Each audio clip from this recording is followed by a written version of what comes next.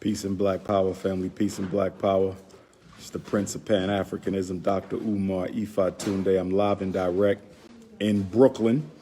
Just to let you guys know, we are in the building. 73rd Ancestral Solar Return Commemoration for the late, great, Honorable Dr.Khallid Abdul Muhammad. So brothers and sisters, we are definitely here. So make sure you come through 677 Lafayette Avenue in Brooklyn, 677 Lafayette Avenue in Brooklyn. It is now 4:30. The program is going to start around 6:30. Dr. Umar is going to speak around 7:30. All right, family? So I'm letting y'all know you got time to come down, come on through. 677 Lafayette Avenue in Brooklyn, the Magnolia Tree Earth Center. Magnolia Tree Earth Center, 677 Lafayette Avenue. Program at 6:30. Dr. Umar speaks at 7:30. So that means between now and then, if you have any questions that you want to ask me, political, personal, any issues with your children, evaluation reports you want me to take a look at, IEPs you want me to review, now is the time. I got 2 hours of downtime, so come through. Mothers, fathers, activists, organizers, Garveyites, Pan-Africanists, come on through.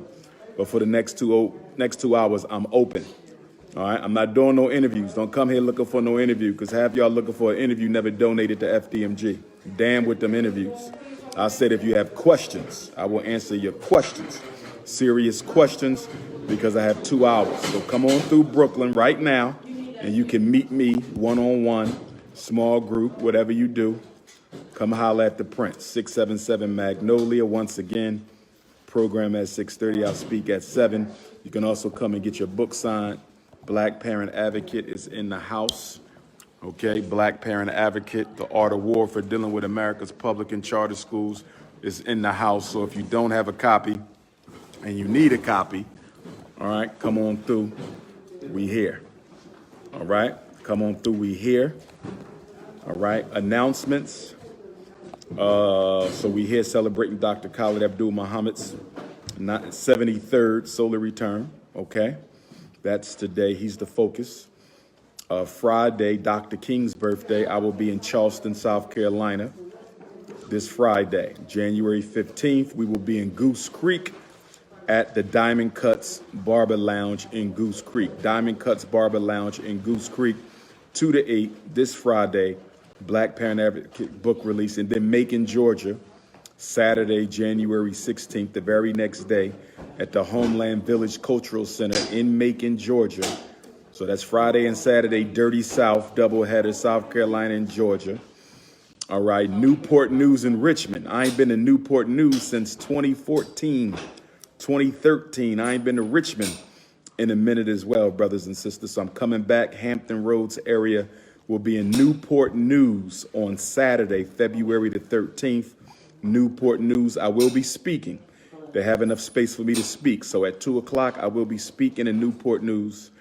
And then on Sunday, the Honorable Frederick Douglass's 203rd birthday, we will be in Richmond, Virginia at the Charmaine Colors Healing Salon. In Newport News, we're going to be at a boxing center, and the name is escaping me. If you need the flyer for Newport News or Richmond, if you need the flyer, text me or WhatsApp me, 215-989-9858. If you need the flyer for Newport News or Richmond, text me, 215-989-9858. What else we working on? We're at Louisville, Kentucky, February the 24th, Louisville, Kentucky.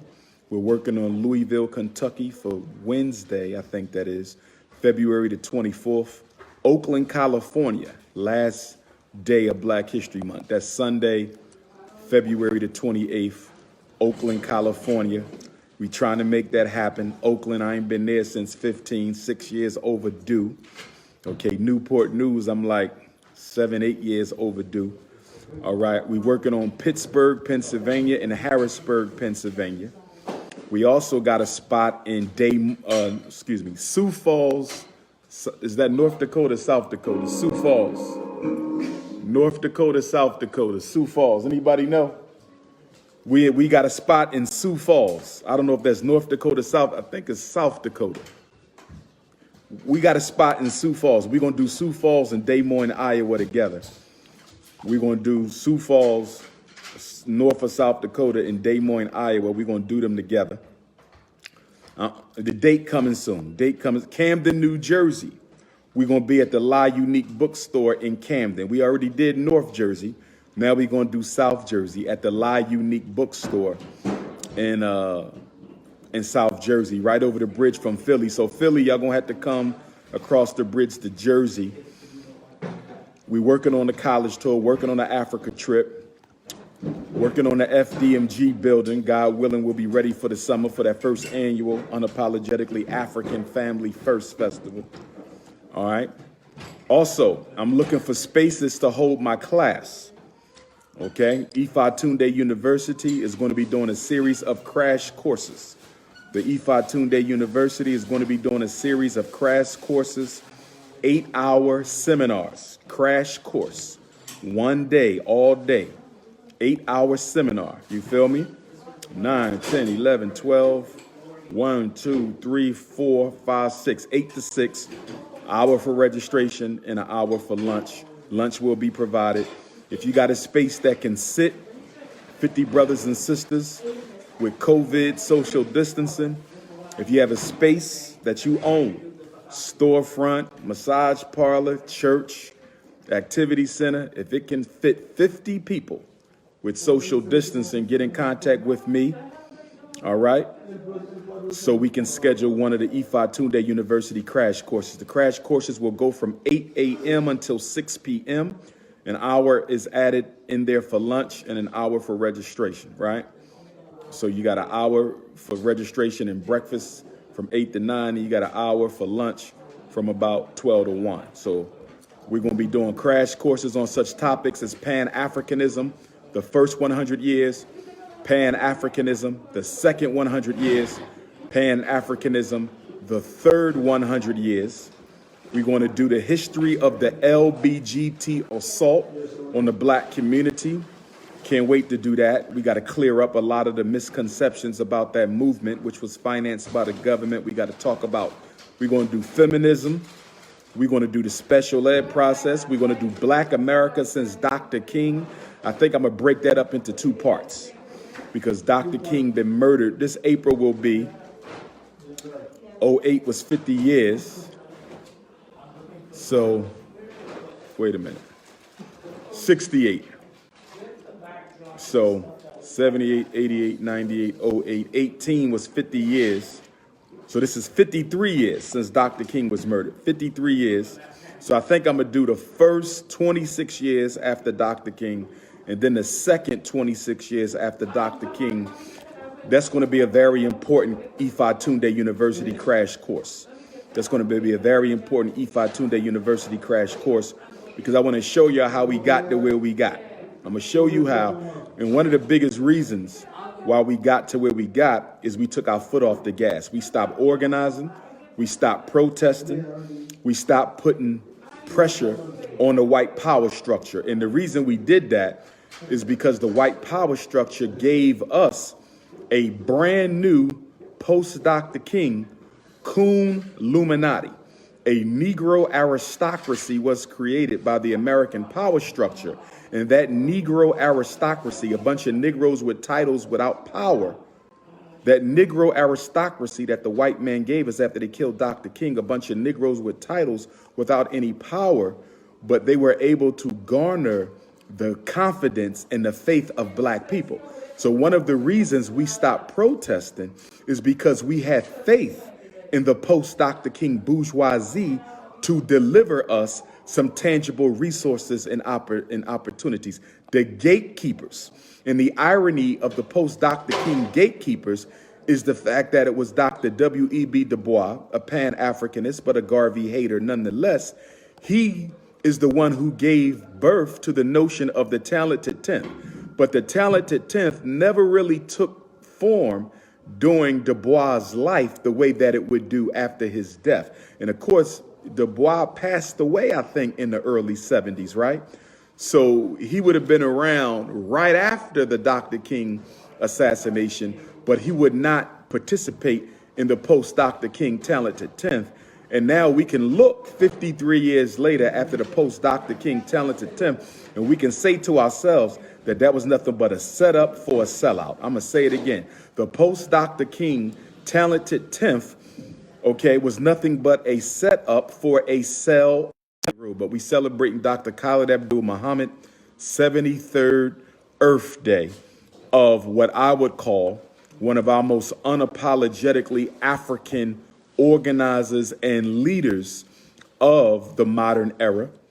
Dr. Khallid Abdul Muhammad was the living example of black masculinity and manhood, brothers and sisters. And one thing we got to remember about Dr. Khallid and Dr. King, okay, and I would put myself, not comparing me to them, but I would be in that category as well, as brothers who had real doctorate degrees and could have done something else with our life. Dr. King did not have to give his life to civil rights. He could have became a T.D. Jakes. He could have became a Creflo Dollar. Dr. King could have been the greatest megachurch minister of all time. Dr. King could have been the greatest megachurch minister of all time, but instead of doing that, he gave his life to black people. Dr. Khallid Abdul Muhammad had a doctorate degree. He even a year at Harvard University, brothers and sisters. I want y'all to let that sink in for a minute. The founder of the new Black Panther and oratorical skills could have very much, okay, spent his life doing something other than protecting the lives of black people, brothers and sisters. And when you look at the police brutality against black people that has taken place in this country since Dr. Khallid's death. Now, Dr. Khallid left us in February of 2001. What was the day he passed, Queen Mother? February 17th. February 17th, 2001 is when Dr. Khallid transitioned, right? So he left us right at the beginning of the 21st century. And since Dr. Khallid left us, we've been catching hell from the police ever since.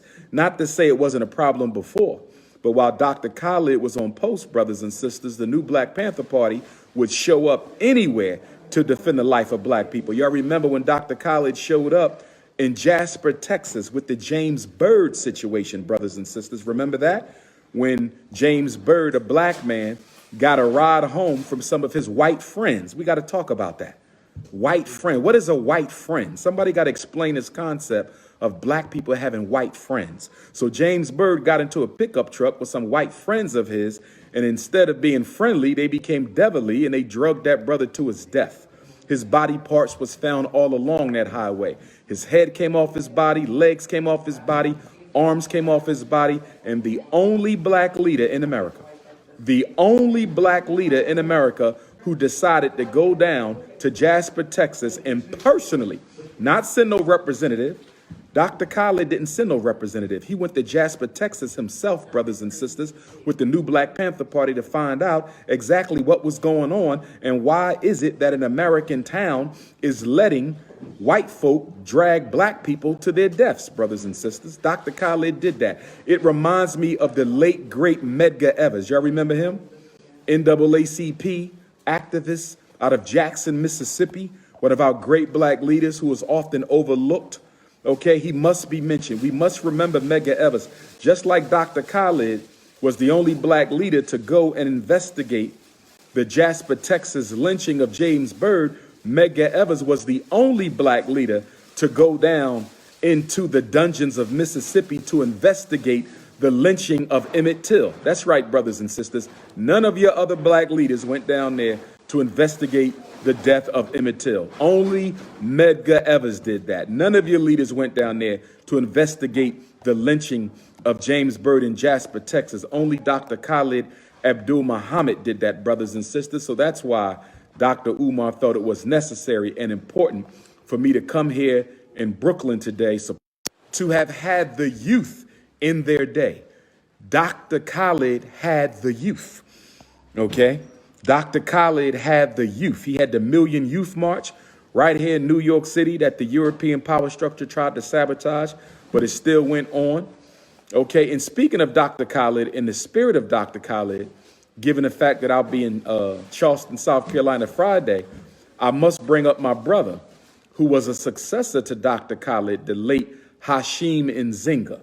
Rest in peace to Hashim Nzinga, who is the immediate past chair or president of the new Black Panther Party. I remember in the Charleston 9, killing 9 black people at Bible study, including 6 mothers. We went down there and we marched. And I have to be honest, brothers and sisters, when I looked around, there were not a lot of hotepas down there. When I looked around, a lot of your YouTubian intellectual masturbators, they were not there. They were too scared to come on down to Charleston, South Carolina. They said, we'll show up in Baltimore because we run Baltimore. Okay, we'll show up in St. Louis, rest in peace to Michael Brown, because, you know, we got a lot of brothers and sisters in the Midwest and in St. Louis, right? But we don't know about no Charleston now. We'll show up in New York and we'll march for Eric Garner, you know, but we don't know about no Charleston, South Carolina. That's a little too deep in the Confederacy. And I was disappointed. I'm going to be honest with y'all. I was disappointed by the turnout of your so-called conscious leaders and organizers who did not show, who failed to show up in Charleston to march with us, the new Black Panther Party and Dr. Umar and Team Pan-African. And we marched, brothers and sisters. I'll never forget it. This is like the week after the massacre, which took place inside of Denmark Vesey's church. And for those of y'all who don't know Denmark Vesey, this brother organized the largest slave revolt that never took place in American history. It was scheduled, I believe, for June the 16th. I think that's the day. And the Dillon Roof massacre, the Charleston 9, took place in June.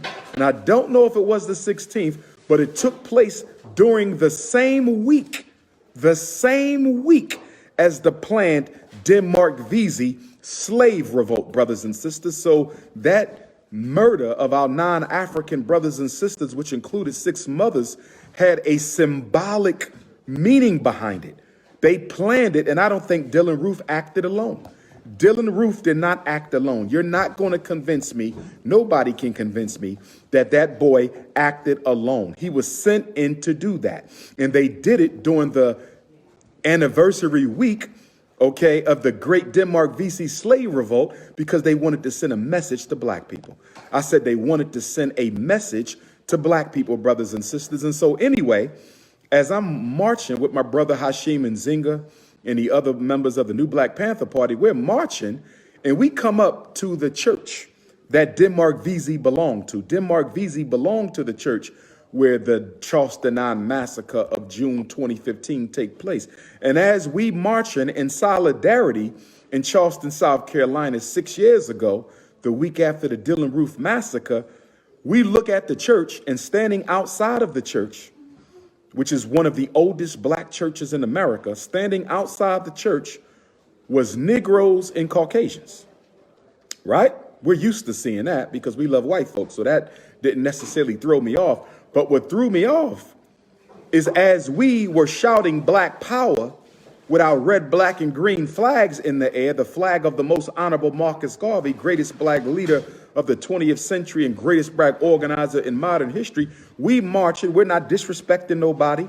We're talking about no justice, no peace. We screaming Black Power. And as we approach the church of Denmark Vesey, the most notorious of the slave insurrectionists, as we approach the church in June of 2015, the black people and the white people standing in front of the church where the massacre took place joined hands and started singing, "We Shall Overcome." I thought I was having a historical dream, brothers and sisters. I thought I was having a historical dream. You mean to tell me we down here marching for black justice? We down here marching for black life. Dr. Umar, the new Black Panther Party, and other brothers and sisters from the community. We marching for black justice and black life. And the best thing that black folks could do was stand in front of the church, hold hands with white folks, and start singing, "We shall overcome." And then to undermine the strength of the protest march that we were having, okay? Not only did they sing, "We shall overcome," holding hands with their oppressor, they started hugging and kissing on their oppressor and saying, "I love you. You are my brother and my sister. I don't blame you for what happened." Brothers and sisters, we wasn't blaming those white folks for what happened. We didn't even know who those white folks were. We simply came down there to march, and we marched all the way up to the home. I believe it was the home of one of those who were massacred by Dylann Roof inside the church in Charleston, brothers and sisters. And we marched there. We didn't come to start no trouble. We came to give black people some peace of mind. Black people need to see brothers and sisters who are willing to stand up for them. That's very important that brothers do that. You understand? So Dr. Khallid did that in Jasper, Texas, after the murder of James Byrd. So Hashim Nzinga, the leader of the new Black Panther Party, Dr.Umar Johnson and others, we decided to show up in Charleston, to show our family in Charleston that we are here and we're not going to let nothing happen to you over our dead bodies. And the best thing them Negroes could do was kiss on their oppressors and start singing, "We shall overcome." So if you want to ask me why we need the Frederick Douglass and Marcus Garvey Academy, if you want to ask me why do we need a revolutionary pan-African nationalistic, not no religion, brothers and sisters. FDMG will have a spiritual foundation, but it will be thoroughly racial, not racist, but racial. It will focus on the empowerment, the liberation and emancipation of African people, brothers and sisters. That is what the Frederick Douglass and Marcus Garvey RBG International Leadership Academy for Black Excellence, brothers and sisters. We got to get back to black excellence. That's why we need FDMG. We don't have any more black excellence. Do you think Dr. Khalid Abdul Muhammad would have stood by and let what happened to Eric Garner happen to Eric Garner? Do you think Dr. Khalid Abdul Muhammad would have stood by and let what happened to Breonna Taylor happen to Breonna Taylor? Do you think Dr. Khalid Abdul Muhammad would have stood by and let what happened to our brother Freddie Gray and that brother in Philadelphia who was just shot down, and Philando Castile and Alton Sterling and the brothers and sisters in Atlanta who was murdered by the police? Do you think Dr. Khalid would have stood by and accepted that? He would not. He would not. We got to honor our ancestors because they are our liberators on the spiritual plane. We have to honor our ancestors because they are our liberators on the spiritual plane, brothers and sisters. So we are here in Brooklyn. New York City, come on out. Queens, come on out. Brooklyn, come on out. Harlem, Manhattan, come on out. Boogie Down Bronx, come on out. We are here at the Magnolia Tree Earth Center. Program starts at 6:30 today. The Magnolia Tree Earth Center in Brooklyn, 677 Lafayette. That's where I am. It is 4:50. Program starts at 6:30, so we have about an hour and a half if you want to come and talk to Dr. Umar. I'm wide open for you. You got questions about the Frederick Douglass and Marcus Garvey Academy? Come and ask me your questions. You don't like me and you think I'm too confident, what you call arrogance? Come and tell me to my face. Pull on up. Don't talk about me on YouTube. Pull on up. Don't make videos about me to pay your bills. Pull on up, brothers and sisters. My supporters, pull on up. Come on out and show solidarity. Let's honor one of our greatest leaders of modern times, the late, great doctor. He was a real doctor, not the doctorates they give out on YouTube, because you know on YouTube, people just call themselves a doctor with no credential. Not the doctorates they give out during Black History Month. You know, they give out a doctorate. This ain't no honorary ghetto doctor. You understand? Dr. Khallid had a real doctorate, just like Dr. King had a real doctorate, just like Dr. Ifatunde has a real doctorate, brothers and sisters. We have to get back to Garveyism. And Dr. Khalid Abdul Muhammad, in my opinion, is the closest thing we've had to the most honorable Marcus Garvey since El Hajj, Malik El Shabazz, Malcolm X. Dr. Khallid was a bold, dark-skinned African brother, and I don't play the color game. I love all Africans, whether you are a butter almond African or a butter pecan African, if you are African lemonade or a hot French vanilla African, if you caramel African or sweet brown sugar African. I love all Africans, brothers and sisters. But we got to be honest, Dr. Khallid did not pass the brown paper bag test.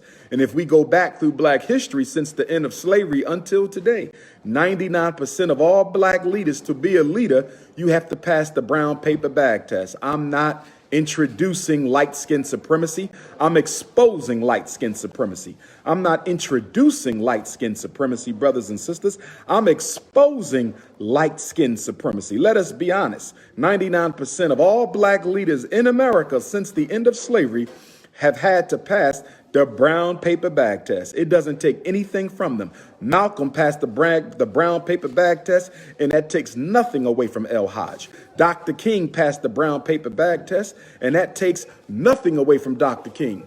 I'm going to close up in 5 minutes. You need me, Queen Mother? You got some info for me, or you just handing out? I need one of those.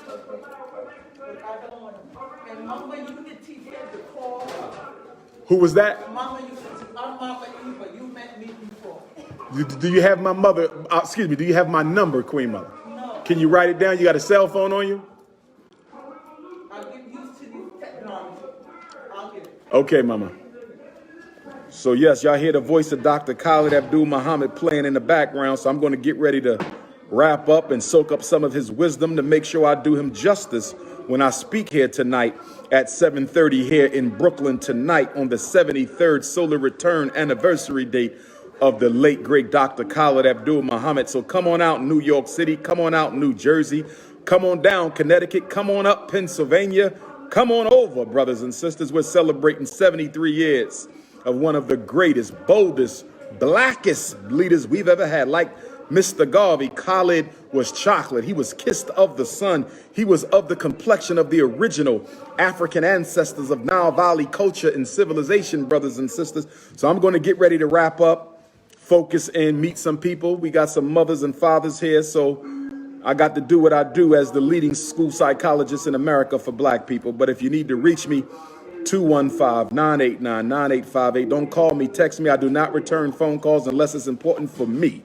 215-989-9858. You can text me, email me, DrUmarJohnson at yahoo.com. But most of all, and least of all, make sure you donate to the Frederick Douglass and Marcus Garvey RBG International Leadership Academy. Get on your Cash App, $FDMG School. I said get on your Cash App, $FDMG School. Get on your PayPal, paypal.me/FDMG Academy, paypal.me/FDMG Academy. Go to DrUmarJohnson.com. Join the Loyal Donors Club. Join the Loyal Donors Club.